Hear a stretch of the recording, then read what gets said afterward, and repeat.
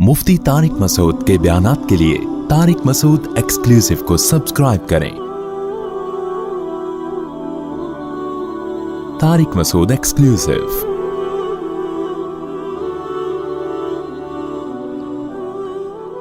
आप अगर कुरान उठा के देखें, अल्लाह ताला ने अपने महबूब तरीन पैगंबर मूसा कलीमुल्लाह वक़र्रबनाहु नजिया, जिनके बारे में कुरान कहता है वो पैगंबर जिनको कोहे तूर पे बुला के मैं उनसे सरगोशियां किया करता था, उस पैगंबर को अल्लाह ने इस कौम की तरफ भेजा। किस कदर टेंशन दी यहूदियों ने मूसा अलैहिस्सलाम को, कैसे मोजज़े अपनी आंखों से देख रहे हैं। दर्जनों मर्तबा लाठी को सांप बनते हुए देखा, समंदर को अपने सामने दो टुकड़े होते हुए इस कौम ने देखा जो आज इसराइल पे कब्जा, फिलिस्तीनियों पे जुल्म कर रही है।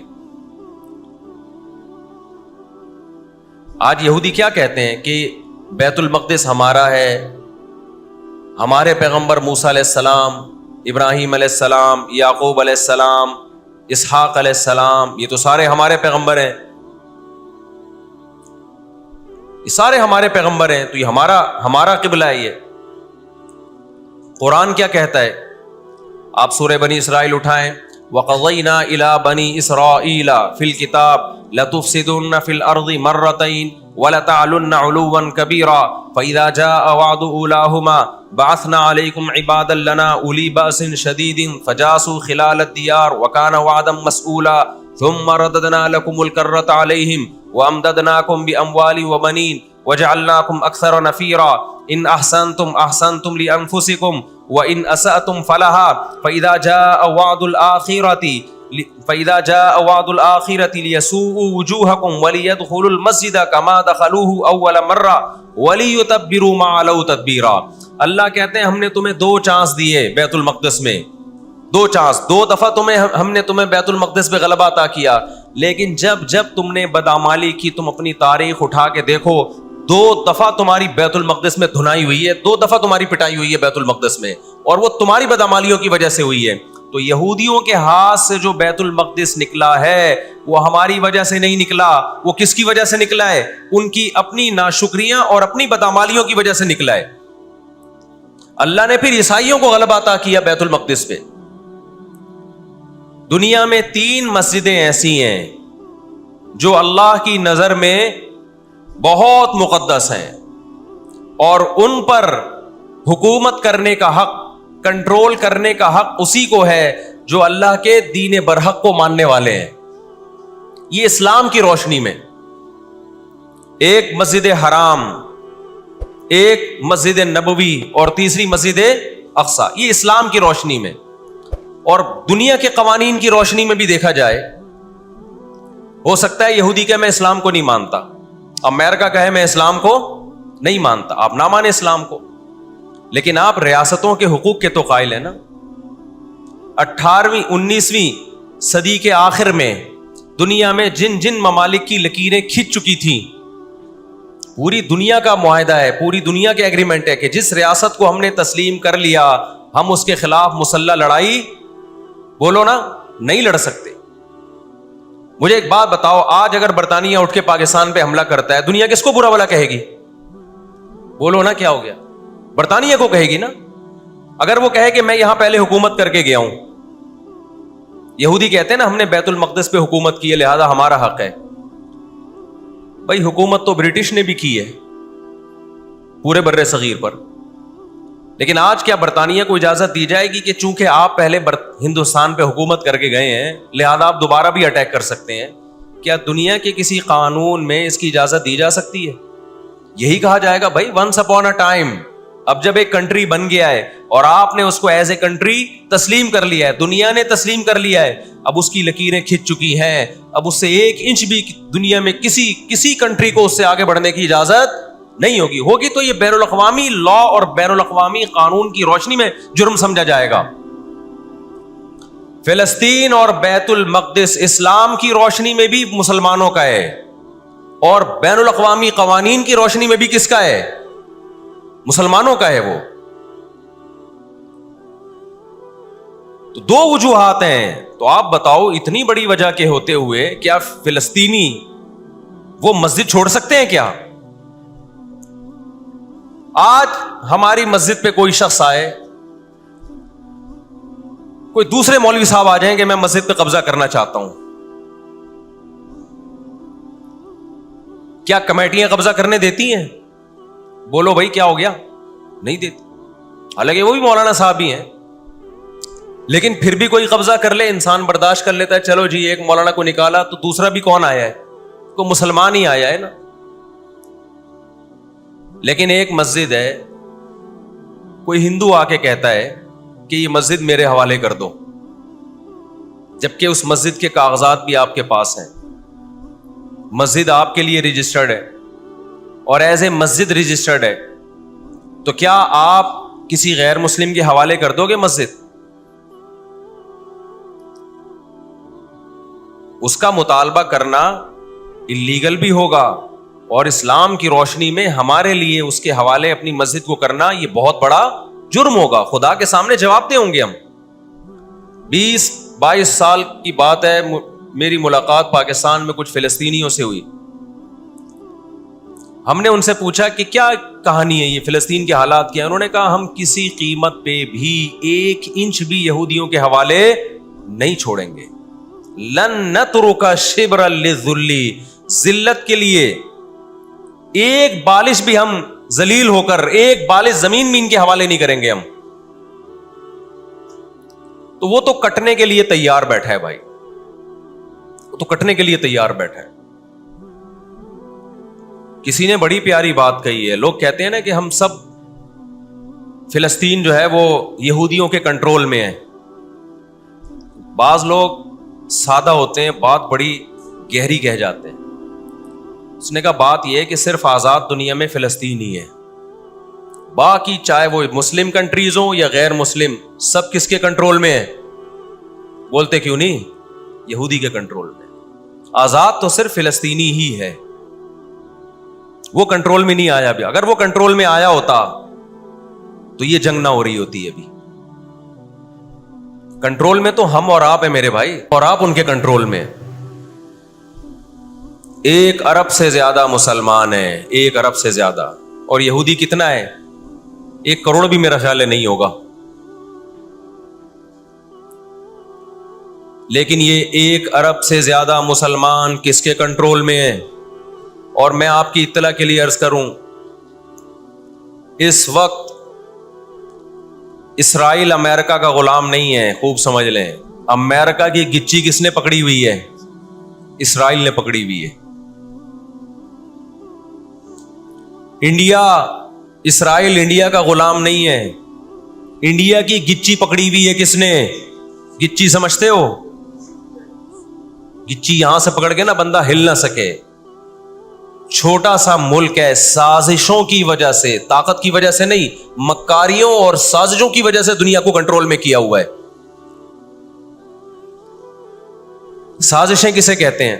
ایک بہت طاقتور آدمی جو آپ کے کنٹرول میں نہ ہو, آپ اس کے کسی راز پہ مطلع ہو جائیں, اسے کسی برائی میں ڈالیں اور خفیہ ویڈیو بنا لیں آپ, اور بولیں جو میں کہہ رہا ہوں کرتا رہے ورنہ یہ ویڈیو لیک کر دوں گا. وہ انتہائی پاورفل آدمی بھی کنٹرول میں کس کے آ جائے گا؟ ایک انتہائی کمزور آدمی کے کنٹرول میں.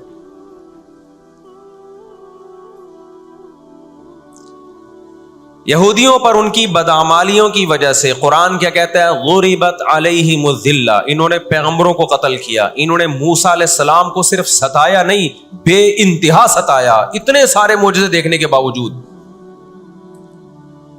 انہوں نے عیسیٰ ابن مریم کو اللہ کا بیٹا کہا, عیسیٰ ابن مریم کو معاذ اللہ ولد الزنا کہا, حالانکہ ان کی اپنی کتابوں میں آج تک عیسیٰ ابن مریم کی گواہی, ان کے نبوت کے علامات موجود ہیں. آپ کو پتہ ہے یہودی مدینہ میں کیوں آباد ہوئے؟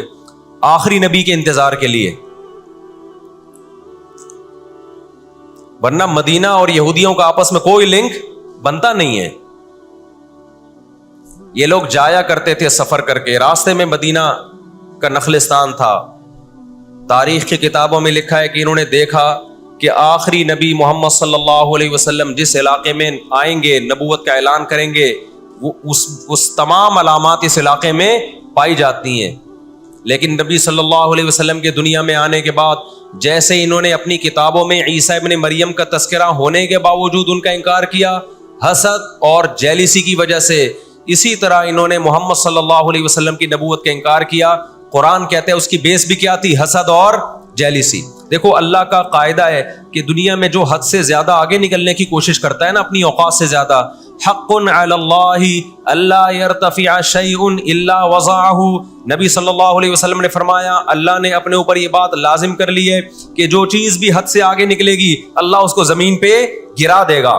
آج بھی آپ نے دیکھا ہوگا نا بہت سے لوگ ہر وقت میں کرتے کرتے تکبر سے دماغ خراب ہونے لگتا ہے.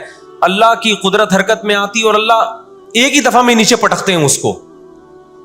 نبی صلی اللہ علیہ وسلم نے فرمایا اللہ تعالیٰ کہتے ہیں الکبریاء ردائی، تکبر میری چادر ہے، جو مجھ سے اس چادر میں شرکت کی اور الجھنے کی کوشش کرے گا میں اس کو رسوا کر دوں گا.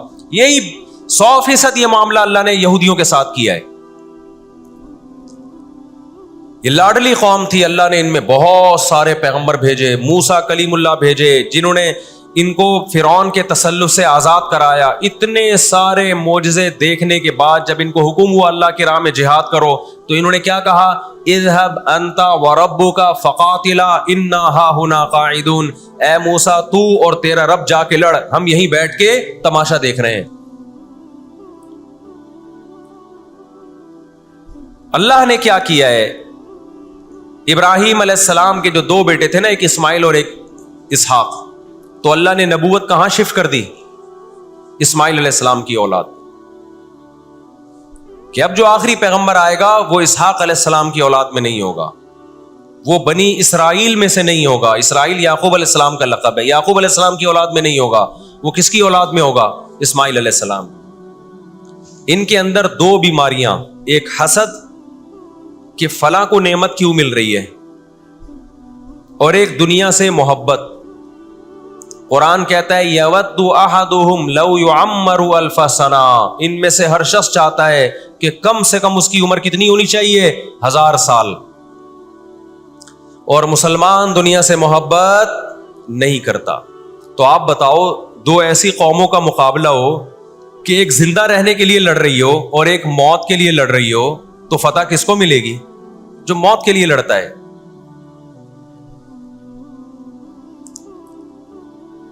پہلے حضرت عیسیٰ علیہ السلام کا انکار کیا، اللہ نے عیسیٰ علیہ السلام کو ماں کی گود میں زبان دی کہ میں ولد الزنا نہیں ہوں. انہوں نے وہ معجزے اپنی آنکھوں سے دیکھے مگر کیوں نہیں مانا؟ اس لیے کہ اپنی چودراہٹ جا رہی تھی. جب مذہبی چودراہٹ انسان میں آتی ہے نا وہ بہت خطرناک ہوتی ہے، کیونکہ مذہب میں عزت بہت ملتی ہے. ہم نے بڑے بڑے علماء سے سنا تبلیغ میں عالم کے لیے 1 سال رکھا ہوا ہے، غیر عالم کے لیے نہیں رکھا ہوا. میں جب اپنے شیخ سے بیعت ہوا تو مجھے انہوں نے بہت سارے معمولات بتا دیے کہ یہ ذکر اتنے لمبے چوڑے. میں حیران تھا کہ وہ فلاں بیعت ہو کر گیا ہے، اس کو تو کم معمولات بتائے، ہم تو مولانا ہیں. تو ہمارے شیخ نے کہا کہ عالم کے بگڑنے کا اندیشہ عامی آدمی کے بگڑنے سے بولو زیادہ ہے. عزت بھی ملتی ہے جب علم ہوتا ہے، شہرت بھی ملتی ہے. عزت، شہرت، دولت، یہ 3 چیزیں انسان کی کھوپڑی کو کیا کرتی ہیں؟ بولو خراب. تبھی تزکیہ نفس جو ہے نا، تزکیہ نفس، جس کے پاس بھی علم ہے، آج یوٹیوب پہ بہت سے اسکالرز ہیں، ادھر ادھر سے علم حاصل کر لیا، کسی بزرگ سے باقاعدہ تعلق قائم کر کے اپنا تزکیہ نہیں کروایا، تو وہی علم ان کا گمراہی کا پھیلانے کا ذریعہ بن جاتا ہے. قرآن کیا کہتا ہے؟ ان لوگوں میں انا پیدا ہو گئی، ہم نے ان کو علم، یہودیوں کو علم پر بھی دنیا کا علم بھی دیا، دین کا علم بھی دیا. اور داؤد اور سلیمان علیہ السلام کے ذریعے دنیا میں ان کی خلافتیں قائم ہوئی. تو بجائے اللہ کے شکر گزار بننے کے تکبر سے کھوپڑی آؤٹ ہونا، بولو شروع. اللہ سے کوئی نہیں لڑ سکتا. جب تکبر آئے گا آپ کے اندر، بجائے اس کے کہ آپ اللہ کا شکر ادا کرو. بہت بڑے حصے پر یہودیوں نے حکومت کی ہے. ایسے ایسے پیغمبر اللہ نے یہودیوں کو دیے جو نہ عیسائیوں کے حصے میں آئے نہ مسلمانوں کے حصے، یعنی کثرت کے اعتبار سے اتنے زیادہ. ہمیں اللہ نے سید الانبیاء دیے محمد صلی اللہ علیہ وسلم، ہم پر سب سے زیادہ احسان ہے. لیکن کثرت کو دیکھا جائے تو جتنے کثرت سے پیغمبر یہودیوں کے پاس آئے، اتنی کثرت سے پیغمبر کسی اور قوم کے پاس نہیں آئے. پھر اللہ نے داؤد اور سلیمان علیہ السلام کے ذریعے ان کو بڑی بڑی حکومتیں دیں. بیت المقدس ان کا مرکز بنا. لیکن اللہ کا شکر گزار بننے کے بجائے تکبر سے کھوپڑی آؤٹ ہونا شروع ہو گئی. اللہ نے ان سے نظام حکومت لے کے کس کے حوالے کر دیا؟ بیت المقدس کا عیسائیوں کے حوالے کر دیا. عیسائی بہت تھوڑے تھے، لیکن اللہ نے ان تھوڑوں کو ان طاقتوروں سے لڑوایا اور اللہ نے ان کو مغلوب کیا. ان کے ہاتھ سے بیت المقدس نکلا اور اس کے بعد سے اب تک ان کے ہاتھ میں بیت المقدس نہیں آیا. مسلمانوں کے پاس آ گیا، ان کو نہیں دیا اللہ نے. 18ویں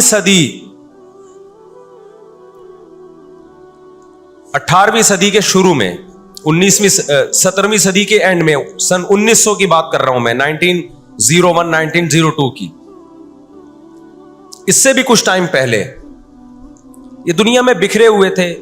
دنیا میں کسی کو ان سے دشمنی نہیں، لیکن دنیا میں جہاں بھی گئے کبھی ایسا نہیں ہوا کہ انہوں نے سازشیں ترک نہ کی ہوں. ہٹلر جو تھا نا دوسری جنگ عظیم میں تو جرمنی گیا ہوں نا، میں نے وہ قبرستان بھی دکھایا تھا یہودیوں کا. ہٹلر نے یہودیوں پہ بہت زیادہ ظلم کیا، جو بالکل غلط کیا. ہم اس ظلم کو کبھی بھی حوصلہ افزائی نہیں کرتے. دیگوں میں اٹھا اٹھا کے زندہ ڈال دیا کرتا تھا. ہم اس عمل میں ہٹلر کی بالکل بھی حوصلہ افزائی نہیں کرتے، اس عمل کو اپریشیٹ نہیں کرتے. لیکن اس نے ایک تاریخی الفاظ کہے تھے. اسے پتا تھا دنیا مجھے برا کہے گی بعد میں کہ لاکھوں یہودی مار دیے میں نے. اس نے کہا میں چاہتا تھا سب کو قتل کر دیتا، ایک بھی زندہ نہ چھوڑتا، لیکن کچھ میں زندہ چھوڑ کے جا رہا ہوں تاکہ دنیا جب مجھے یاد کرے گی نا کہ یہودی ظالم تھا تو دنیا کو پتا چلے گا کہ میں نے ان کو قتل کیوں کیا. کچھ چھوڑ کے جا رہا ہوں، یہ چین سے نہیں بیٹھیں گے، دیکھنا کرتے کیا ہیں یہ.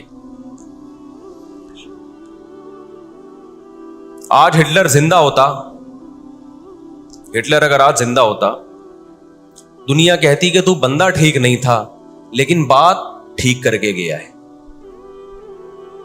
جیسے مشرف بندہ ٹھیک نہیں تھا لیکن بات، اس نے کہا نا دنیا کس کی زبان مانتی ہے؟ ڈنڈے کی. بات ٹھیک کر کے گیا ہے. اور میں آپ لوگوں کو بھی کہتا ہوں، آپ کا گھر بھی ایک چھوٹی سی ریاست ہے. گھر میں آپ کا روب ہوگا تو صحیح چلے گا گھر. روب نہیں ہے تو بھی دماغ سے نکال دو کہ میں محبت اور امن شانتی کے ساتھ گھر صحیح چلے گا. امن شانتی سے ہی چلتا ہے گھر. روب کا ہونا بھی کیا ہے؟ اس کے بغیر نہیں ہوتا گزارا. سمجھتے ہو کہ نہیں؟ تو اللہ نے آدمی کو آدمی اس لیے بنایا ہے کہ اس کا تھوڑا روب رہے گھر کے اندر. روب ختم تو گھر سے بڑی مصیبت پھر کوئی نہیں ہے. دنیا بھی اسی اصول پہ چلتی ہے.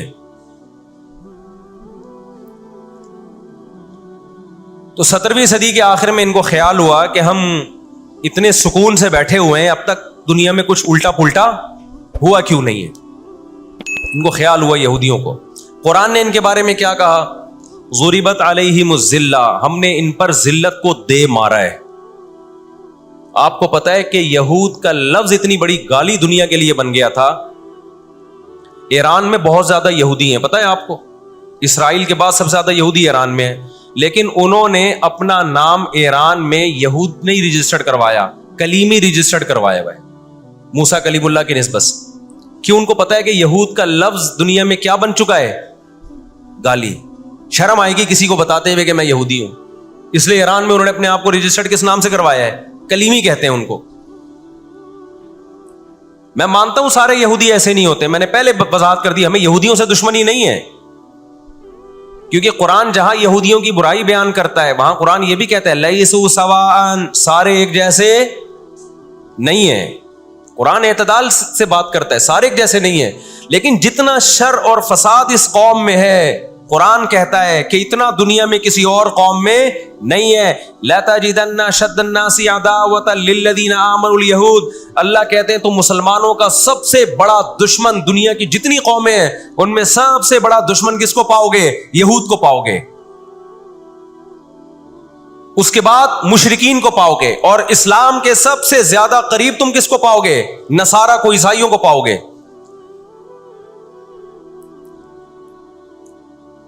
تو ان کو بہت عرصے سے, صدیوں سے کچھ دنیا میں ہوا نہیں تھا,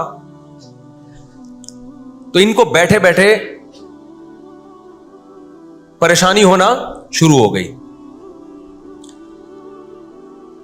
چند ان کے فسادی لوگ جمع ہوئے اور انہوں نے کہا کہ بھئی دنیا میں ہر قوم کے پاس ایک ملک ہے, ہر مذہب کے پاس ایک ملک ہے, تو ہمارے پاس بھی ہونا چاہیے. حالانکہ یہ بات ہی غلط ہے. دنیا میں ہر قوم کے پاس ملک نہیں ہے. دنیا میں لاکھوں قومیں ہیں, ملک تھوڑی لاکھوں ہیں. پاکستان میں کتنی قومیں ہیں؟ سرائکی ہے, پنجابی ہیں, اردو ہیں, پٹھان ہیں, بلوچی ہیں. اگر قومیت کی بیس پہ ملک بنانا شروع کر دیں پھر تو ایک ایک انچ کے ملک وجود میں آئیں گے. پھر سرائکیوں میں جائیں گے تو سرائکیوں میں 20 قومیں ہیں. پٹھانوں میں جائیں گے, پٹھانوں میں 40 قومیں نکلیں گی. مہاجروں میں جائیں گے, ان میں صدیقی الگ ہے, ہاشمی الگ ہے, 20 قسم کے, بہاری الگ ہے. وہ تو قوم در قومیں بڑھتی چلی جائیں گی. انہوں نے کہا دنیا میں ہر مذہب کے پاس ایک ملک ہے. حالانکہ یہ بات بھی, سکھوں کے پاس کوئی الگ ملک ہے؟ کوشش کر رہے ہیں وہ بنانے کی, لیکن اب تک کی رپورٹ کے مطابق نہیں ہے. بہت ساری دنیا میں مذہب ہے جن کے پاس کوئی کنٹری.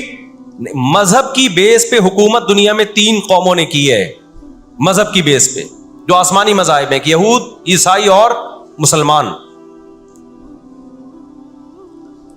پہلی جنگ عظیم ختم ہونے والی تھی, دنیا امن و امان کی طرف آ رہی تھی. ان کو وہ دنیا کا امن پسند نہیں آیا. انہوں نے جناب طے کیا کہ ہمیں ایک ملک ملنا چاہیے. ان کے بڑے بیٹھے, کسی نے کہا افریقہ میں ہونا چاہیے, کسی نے کہا فلاں جگہ ہونا چاہیے, کسی نے کہا فلاں جگہ ہونا چاہیے. ان میں چند شرارتیوں کو خیال آیا کہ اگر ہم کسی بھی ملک میں کسی بھی زمین پہ اناؤنس کریں گے نا یہاں ہم نیا کنٹری بنانا چاہتے ہیں, تو ہمارے یہود خود اس پہ آمادہ نہیں ہوں گے. اس لیے کہ جو شخص کسی ملک میں سکون اور اطمینان کے ساتھ رہ رہا ہے, کوئی یہودی, تو وہ کیوں آئے گا ہجرت کر کے وہاں پہ؟ سمجھ میں آ رہی ہے بات؟ بھائی آپ کسی کنٹری میں امن اور سکون کے ساتھ ہو, اعلان ہوتا ہے ان لوگوں کے لیے وہاں الگ ملک بن رہا ہے, تو آپ کہو گے مجھے جانے کی کیا ضرورت ہے جب میں یہاں سکون اطمینان سے ہوں, مجھے تمام حقوق حاصل ہیں. یہودیوں کو پوری دنیا میں ہر قسم کے حقوق حاصل تھے, اور سب سے زیادہ یہودیوں کے ساتھ اچھا سلوک مسلمان خلفاء نے کیا ہے. یہودی خود اس کے معترف ہیں کہ مسلمانوں کی اور ہماری جنگیں وہ بنو قریظہ اور بنو نذیر کے بعد, وہ جو مدینہ کے دور میں اس کے بعد کبھی بھی نہیں ہوئی ہیں. مسلمانوں کی لڑائیاں یا تو اہل فارس سے ہوئی ہیں, ایران جو پہلے کا ایران تھا, یا عیسائیوں سے ہوئی ہیں, یہودیوں سے جھڑپیں نہیں ہوئی ہیں.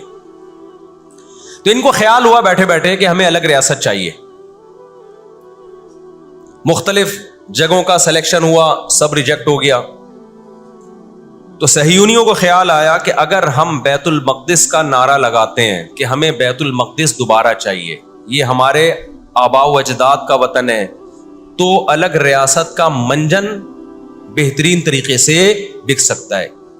مذہبی لوگ جہاں لوگوں کو صحیح گائیڈ کرتے ہیں, خوب سمجھ لو مذہب کے نام کا منجن بھی مذہب میں ہی بکتا ہے. آج بھی ایسا ہو رہا ہے. بہت سی مذہبی تحریکیں لیبل کس کا لگا رہی ہوتی ہیں؟ اسلام میں بھی ایسا ہی ہے. جہاں اسلام میں آپ کو اچھی تحریکیں ملیں گی, وہاں ایسی تحریکیں بھی ملیں گی کہ لیبل کس کا لگایا جا رہا ہوتا ہے؟ مذہب کا, اور مقصد اس کے پیچھے دنیاوی مفاد ہوتے ہیں. اس کو سمجھنے کی ضرورت ہے. ہمارے یہاں جہاں بھی نعرہ لگ جائے نا مذہب کا, تو لوگ سارے گدھے گھوڑوں کی طرح اکٹھے ہو جاتے ہیں. یہ نہیں دیکھتے کہ اس کے پیچھے اس کے مقاصد کیا ہیں.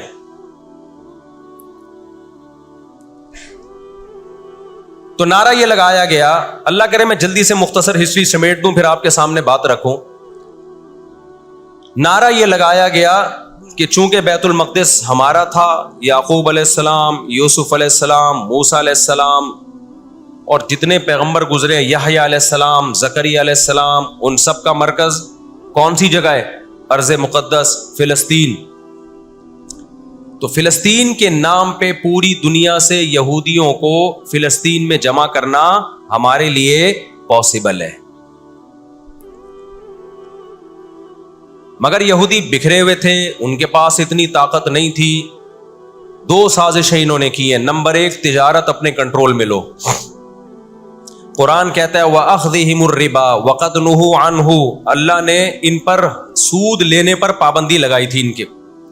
انہوں نے دنیا کو سود کے نظام میں لپیٹ دیا. پوری دنیا کی دولت مرتکز ہو کے کس کے پاس آنے لگی؟ یہودیوں کے پاس. مذہبی ریاست بنائی جا رہی ہے. اس کی مثال ایسے ہے جیسے ہم مسجد بنا رہے ہیں اور بندوق ہاتھ میں لے کے لوگوں کو ڈکیتیاں کر کے پیسہ لاؤ, جتنا پیسہ بنے گا, جتنا پیسہ اکٹھا ہوگا ہم اس سے کیا بنائیں گے؟ مسجد بنائیں گے. تو اس سے صاف پتہ چل جائے گا بھائی تیرا مقصد مسجد بنانا نہیں ہے, مسجد کے نام پہ منجن بیچنا ہے. سمجھ میں آ رہی ہے بات کہ نہیں آ رہی؟ لیبل مسجد کا لگ رہا ہے اس کے پیچھے, کیونکہ جو مسجد جو بنانا چاہتا ہے وہ کبھی بھی حرام پیسے سے مسجد نہیں بنائے گا. تورات میں آج تک سود کی حرمت موجود ہے. قرآن نے بیان کیا کہ ان کو ہم نے سود لینے سے منع کیا, لیکن انہوں نے سود لینا شروع کر دیا. بڑے بڑے بینک آج کس کے پاس ہیں؟ ان کے تانے بانے سارے کس سے جا کے ملتے ہیں؟ یہودیوں سے. بیٹھے بیٹھے پیسہ جمع کرنا شروع کیا.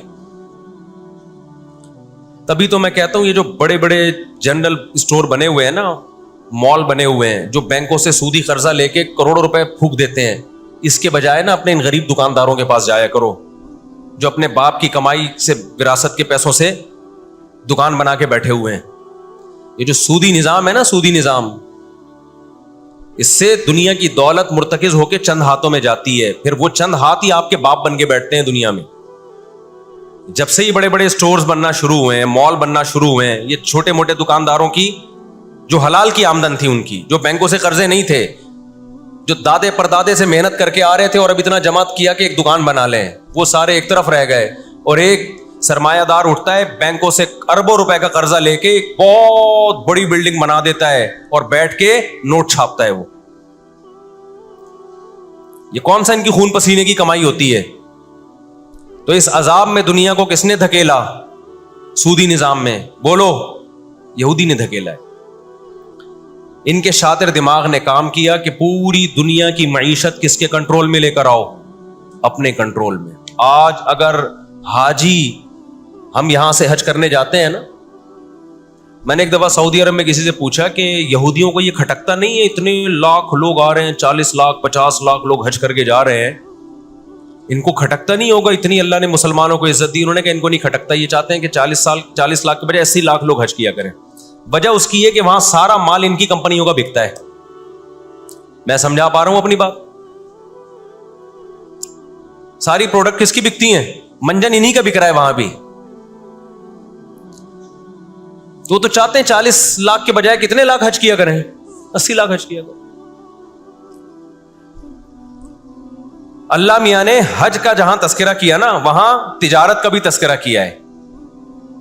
لیس علیکم جناح ان تبتغوا فضلا من ربکم. مسلمان جب حج کرنے جاتے تھے تو تجارت بھی کرتے تھے, کیونکہ پوری دنیا سے مسلمان آ رہے ہیں. ایک ملک میں ایک چیز سستی ہے, دوسرے ملک میں وہ مہنگی ہے, تو اس ملک والا یہ سستی چیز لے گیا, یہ والا یہ سستی چیز لے گیا, دونوں پارٹیوں کو پیسہ مل رہا ہے, حج بھی ہو رہا ہے, پیسہ بھی مل رہا ہے. صحابہ کو خیال آیا کہ یہ تو ہم حج کرنے جا رہے ہیں, اس میں ہم بزنس بھی اگر کرتے ہیں تو ہمارے تو حج کا اجر ضائع ہو جائے گا. اللہ نے فرمایا نا نا نا نا نا, اگر تم حج کے ساتھ تجارت بھی کرو گے, تجارت کا فائدہ بھی ملے گا اور حج کا بھی پورا پورا ثواب ملے گا تمہیں. کیوں؟ اللہ چاہتے تھے کہ حج کے ذریعے معیشت بھی مسلمانوں کی مضبوط ہو. اللہ تھوڑی مسلمانوں کو کمزور دیکھنا چاہتے ہیں. آج حج مسلمان کر رہا ہے, گناہ بھی معاف کروا کے آ رہا ہے, فائدہ کس کو ہو رہا ہے؟ یہودی کو ہو رہا ہے.